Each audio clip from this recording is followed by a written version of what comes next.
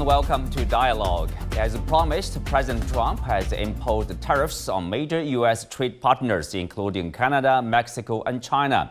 While the 25% tariffs on its neighbors were temporarily put on hold after both countries threatened retaliation, the 10% tariffs on China moved forward.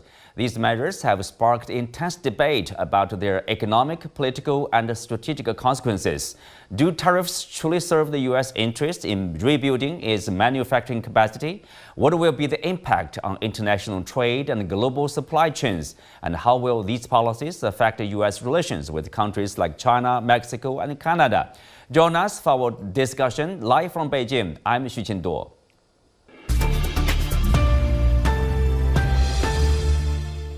Joining me today are Professor Gong from University of International Business and Economics, Radhika Desai, visiting professor at the Department of International Development at the London School of Economics, and Anthony Chan, former JPMorgan Chase chief economist. Welcome to the show. Well, Anthony, I will start with you. For people who are outside the U.S., so what do you think is the economic rationale behind Trump's decision, to impose 25% tariffs on neighbors, Canada and Mexico, 10% on Chinese products? Well, the economic rationale is not a strong argument for the United States. They basically impose these tariffs or propose tariffs in reaction to national security concerns. They were worried that somehow the immigration flows were causing a risk. The fentanyl flows were also causing a risk. And they felt that by proposing these taxes, they would be able to change the behavior of these countries in terms of those factors, migration and fentanyl flows. But the economic rationale may be there, but not a very strong argument to make that case. So, Radhika, you're from Canada. Do you think there's a problem? Like Canada somehow is weak in terms of border control, in terms of somehow facilitating, fentanyl flow into the U.S. or illegal immigrants into the U.S.? Not at all. I think that I agree with what Anthony said, and I would add that basically there is no economic rationale. A lot of these tariffs and also this posturing over fentanyl, immigrants, etc., has to do with the electoral promises that Trump has made. And Trump doesn't even really have a coherent economic program. And so essentially, he wants to appear to be engaged in a flurry of activity to protect the interests of Americans, but his accusations about fentanyl, etc., against all the countries are to some or the other degree trumped up. So in the case of Canada, a tiny, tiny proportion of the fentanyl that actually ends up in the United States passes through Canada. A tiny proportion of the immigrants who arrive in the United States illegally pass through Canada. But nevertheless, he has made, it's a bit like some sadistic person who is shooting on the floor in order to make their opponents dance. And Canada is dancing. Canada has promised to appoint a fentanyl czar. Canada has promised to beef up border security with 10,000 more personnel. Canada has agreed to spend $1.3 billion. For what? To please Trump? I should say that, of course, the other thing that's happening is that Canada and Mexico, of course, are uniquely vulnerable to Trump's threats. And of course, these threats coming from such a close trading partner to which Canada sends 75% of their exports has really made Canadians sit up and look. And immediately there's been talk about how we must reduce interprovincial barriers, increase trade within Canada, so Canada supplies oil to the United States, whereas Western Canada could be supplying Eastern Canada with the same oil. Western Canada could also be supplying Asian countries with oil, etc. So all of these options are now suddenly becoming very important to discuss for Canadians. Yeah, Radhika, are you saying that basically, despite the fact that those threatened tariffs have been put on hold, you are saying there is a consequence of such threat from Trump? Absolutely. I think that Trump's erratic behavior only underlines how much the United States is in crisis. If it's not Trump, it's Trump today, it could be somebody else tomorrow, because as I said, there is no serious economic program. The tariffs are not going to magically reindustrialize the United States unless there is a serious industrial policy, unless there is serious control over the big US capitalists who are much more interested in making money through speculation and predatory lending than in making money by producing anything. So unless some very serious measures are taken, and I don't see them being taken remotely by the Trump administration or by the Biden administration, I don't think America's economic woes will be solved, which means nor will the United States crisis. So I think that Canada and Mexico both need long-term structural solutions to the problem that has suddenly erupted on their doorsteps. Well, John, if you look at North America, of course, there is this U.S.-Mexico-Canada agreement, formerly known as NAFTA. It's a free trade deal. Do you think the Trump's proposed threat of tariffs somehow violate that kind of the deal, the trade agreement? Well, he's already torn apart that piece of paper.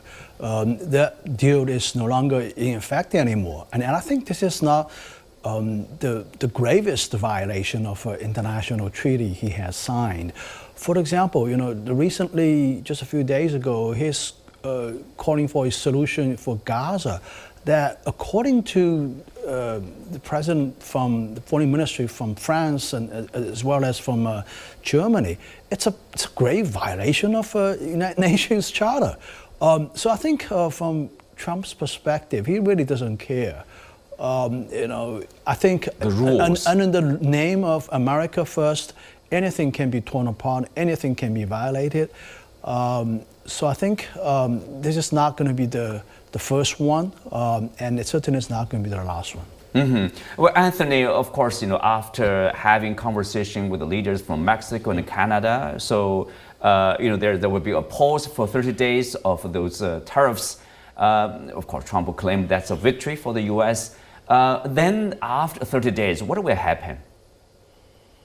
Well, I think that these negotiations continue to take place. I think that if you look at the actions that took place, it would suggest that President Trump is more interested in gaining concessions than imposing those tariffs. So I think at the end of the day, he would probably prefer to get more concessions and not have to impose the tariffs, because the tariffs are, to some extent, mutually destructive for all countries, because it leads to less efficiency and greater costs associated with those tariffs for all countries. So under the best of all possible worlds, we don't get those tariffs, but he's keeping those threats alive just to extract more concessions, no doubt in my mind. Well, Anthony, what kind of concessions you are talking about here? Well, I think that whether one agrees or disagrees with this view, the president has this notion that trade deficits with countries are bad and surplus with countries is a good thing. And we have a trade deficit with Mexico, and we have one with Canada, even though the one with Canada is mostly due to energy. If you take out the energy products, the United States actually has more than a $30 billion surplus with Canada. And much of the trade deficit that we have with Mexico is basically a shift in supply chains as we moved to diversify supply chains in recent years away from China. The trade deficit moved on to Mexico. So, John, what's next? 30 days later, of course, Mexico and Canada have promised to take action, for example, against the so-called illegal immigrants or flow of fentanyl. And then, do you think there will be a new deal between these countries, or at least to give Trump some victory? Well, I think it's quite likely. I think negotiations is probably underway intensely right now. Certainly, I think Trump's demand for these two countries probably goes well beyond just fentanyl and illegal immigration. I think I'm in total agreement with Anthony that he wants to address the trade deficit problem. Whether it's going to lead to a new USMCA or I don't know, a new trade agreement, I'm a little bit skeptical because a trade agreement has a lot of details. It needs time to be worked out. I don't think that within 30 days it can be done that quickly. But I think we have to get used to the way that Trump governs. Everything's going to be makeshift. Solutions and actions.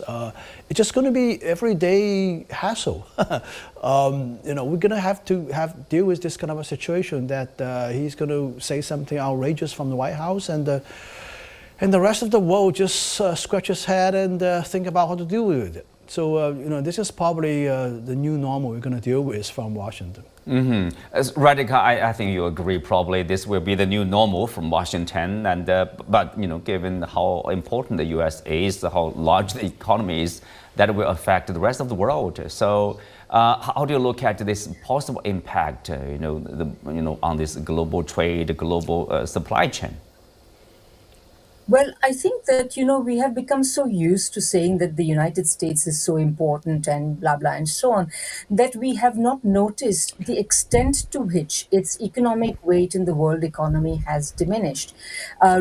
Just in the run-up to these events, as everybody was talking about Trump's threatened tariffs, the Financial Times, some columnists there made a very important, cited a very important statistic. The United States' share of total imports of the world is the highest indeed, but it is only slightly higher than that of the European Union and slightly higher than China.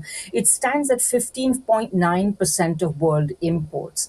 And other than Canada and Mexico, which will indeed have to suffer a deep crisis if Trump's tariffs do hit, other than that, the rest of the world is not so dependent on exporting to the United States that they cannot fairly quickly reorder their economy. So the more Trump behaves like this, the more he will give the trading partners of the United States an incentive to be able to become more resilient, independent of the need to rely on exports to the US. And therefore, the more it will diminish the overall weight and influence of the US economy. And I'd like to mention one other thing, because you asked about what will be the effect of the tariffs. If these such tariffs are indeed imposed and increased, because, Trump is going to talk to President Xi, I believe, today or tomorrow. And apparently, if he's not happy with what happens, he will increase tariffs on China. Well, fine, Mr. Trump, please increase the tariffs. But ultimately, it will increase inflation in the United States. That will essentially force the Federal Reserve to keep interest rates higher for even longer, and that could also risk a financial crisis in the United States. So all of these are possibilities if Trump actually carries out his threats of tariffs. So Anthony, of course, as Radhika mentioned, there's 10% tariffs on Chinese goods. Actually, that went in effect Tuesday night, U.S. time. People are guessing the two sides are probably discussing with each other what's the next step. China has taken countermeasures against the U.S. And so how do you look at the prospect of reaching any kind of a deal or the negotiation between China and the U.S.? I actually am cautiously optimistic, just like we were able to secure a peace with Canada and Mexico, that we could do the same with China. I think that there have been some kind things said about President Xi. It's clear that President Trump has said that he respects President Xi. He likes him. He considers him a friend. And when you hear that kind of rhetoric, it suggests that that is an environment in which some deal could take place. Obviously, when you're dealing with China, is a much bigger player than Canada or Mexico. So the seriousness of reaching a deal and not letting this escalate out of hand is quite important. So I believe that there is a good opportunity for both countries to meet each other halfway. John, are you also kind of optimistic about reaching a deal? I'm a little bit reserved about optimism. I think on the surface it's fentanyl, and of course in the background there's also the long-term Sino-U.S. trade relationship, it's unbalanced. We know that United States seems to be too much dependent on China, and there's a national security issue. He wants it to be, over the long run, to be somewhat slowly decoupled from China, or at least less dependent on China. These things are in the background, but I think in the short run, there's also the issue about the conflict in Ukraine. And remember, President Trump, the first post he put on the X platform with respect to China is about the conflict in Ukraine, right? So I would be surprised that the U.S. side doesn't raise this issue with respect to the conflict in Ukraine in the trade negotiation. And if we talk about the tariffs being a means to an end, what is that end? One of the ends, I think, potentially could be the conflict in Ukraine. China's cooperation with Washington try to bring a ceasefire to the conflict in Ukraine. Now, this is something, it's very difficult for the White House to publicly talk about it, because if it does, it's going to put Beijing in a very awkward situation.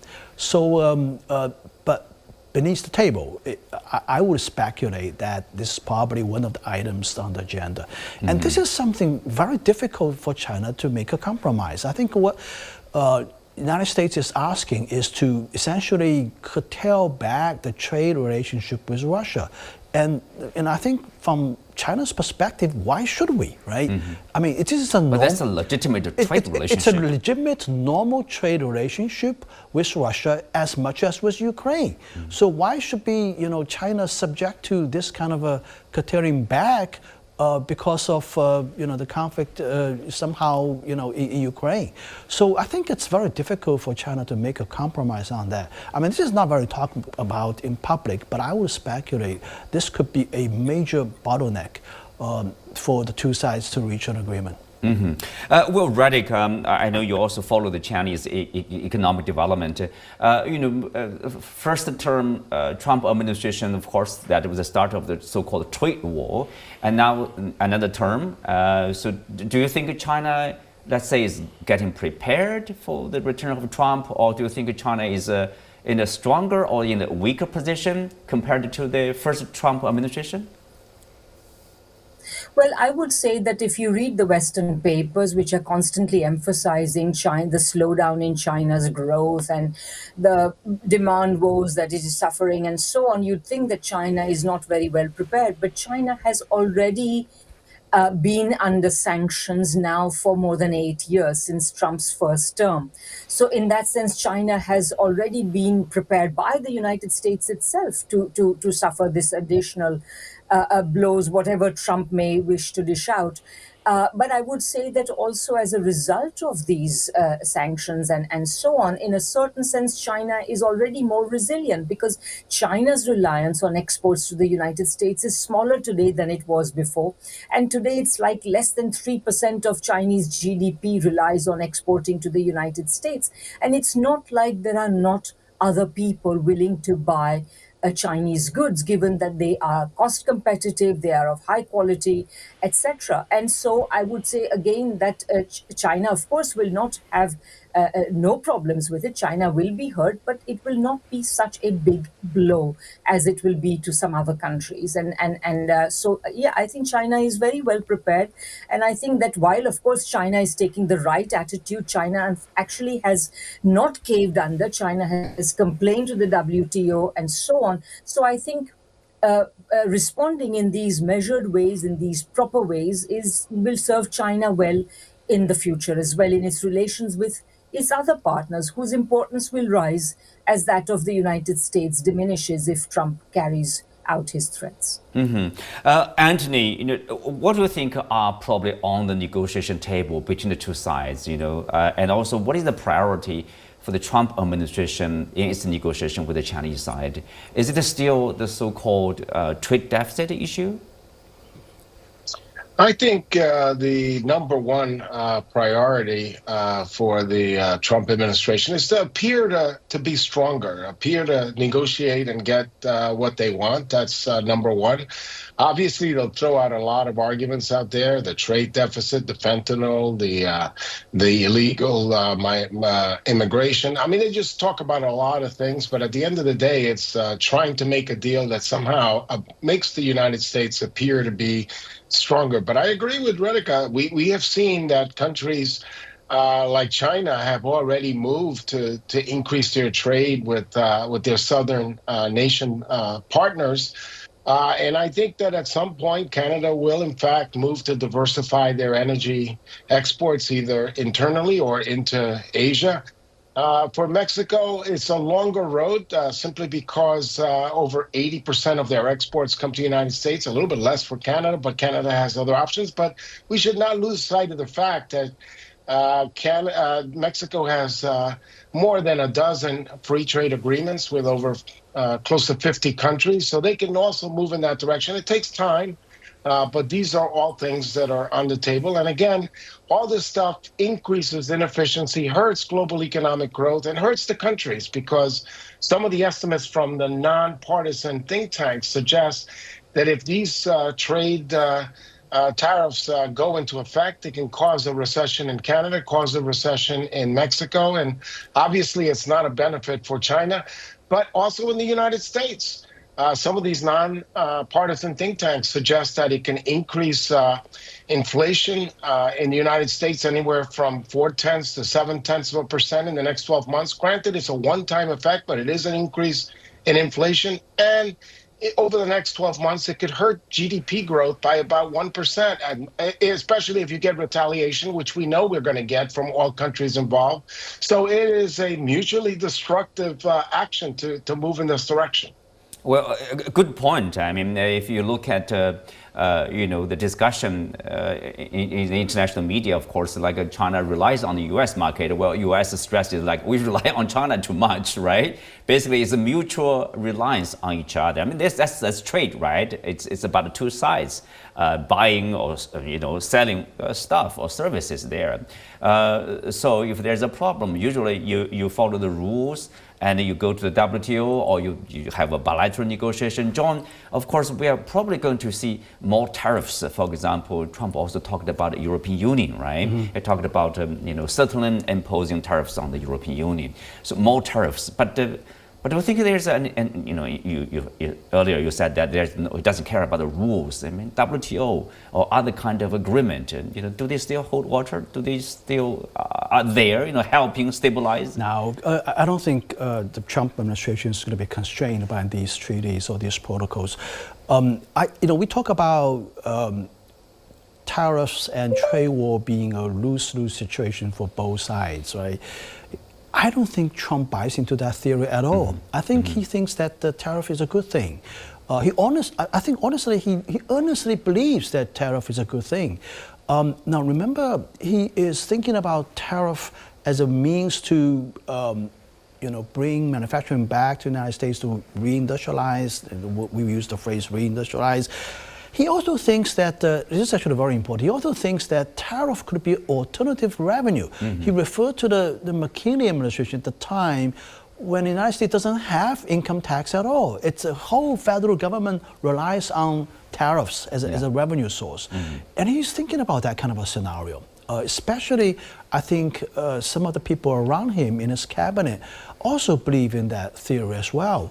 As a trained as economists, we all think this is ludicrous, but he really thinks this is a great solution. So I think he is conducting a grandiose social experiment, in my view, that eventually he does want to see a portion of the federal budget being financed by tariff revenues. He talks about hundreds of billions of dollars for that.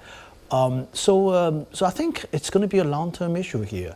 We're not going to persuade him, successfully persuading him that tariff is a bad thing for both sides. It's a lose-lose situation. Mm-hmm. He doesn't think so. Let alone there's also I forgot to mention, there's also a national security angle. Yes. He thinks that there's a national security implication. There's a foreign policy angle that He wants to essentially build a wall around the United States. And Tariff war here. Tariff war, as well as actually from a foreign policy perspective, he wants to withdraw from the rest of the world, be more focused on United States, America first. America first. Yeah, he thinks the empire stretching thing. He buys into the U.S. Senator from Kentucky, Rand Paul's argument that the United States empire is stretching too much, and the rest of the world is not paying for it, right? So there's that aspect as well. So I think it's a problem that the rest of the world have to deal with. We're not going to persuade him. Oh, okay. We're not going not be able to persuade him.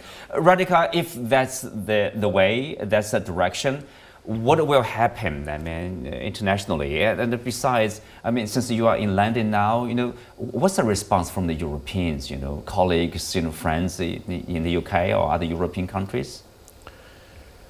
I think in Europe as well, there has been increasingly discussion on even, things like reopening the discussion on Europe's energy dependency and so on. In the United Kingdom, people are trying to take solace in the fact that the United Kingdom does not have a big goods trade deficit, and in fact it's or surplus with the United States, on the contrary, but it has a big services surplus, and Trump has not yet touched services. That's another whole issue to discuss.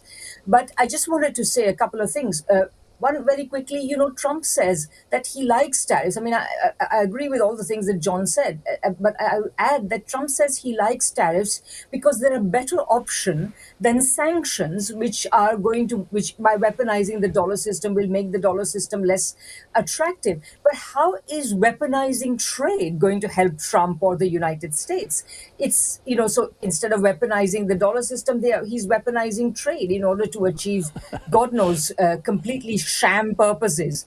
But anyway, the overall effect of this will actually be, in my humble opinion, to reduce the weight and importance of the United States in the world economy, because no country can deal with such an unreliable trading partner and economic partner. And more, he's creating real incentives for the rest of the world to find alternatives to being economically connected with the United States in every possible way. Yeah, so Radhika, are you saying that countries like, of course, economies like China, BRICS countries, for example, or EU countries, somehow Asian countries, they can come together and form a kind of, you might call that alliance, and do business with each other or increase trade with each other, investment, in a way, to probably reduce the dependence on the US? There are two elements to this. Number one, yes, that is in what you're talking about, increasing economic interpenetration of the BRICS economies, BRICS plus economies, etc. This is already ongoing. And this will probably accelerate. But there is a second element which has not been noticed as much. The head of the WTO was quoted recently as pointing out that between about the mid-90s and the mid-2000s, world trade was increasing faster than world GDP. Now, world GDP is growing faster than world trade. What that means is that more and more of what countries produce is being consumed at home. And honestly, people might say, oh, that's a bad thing. It's not such a bad thing. What is the purpose of having a big booming economy like China's if it is not to make ordinary Chinese people more prosperous in that they are able to consume more and higher quality goods and services that they are themselves capable of producing?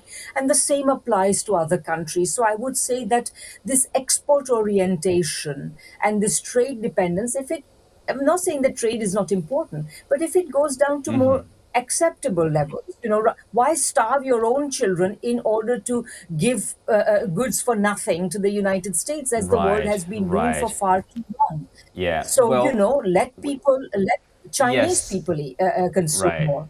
Okay, with that, we come to the end of today's show. Many thanks to our guests. You can also watch us on the CGTN app on YouTube. Thanks for being with us. I'm Xu Qinduo. See you next time.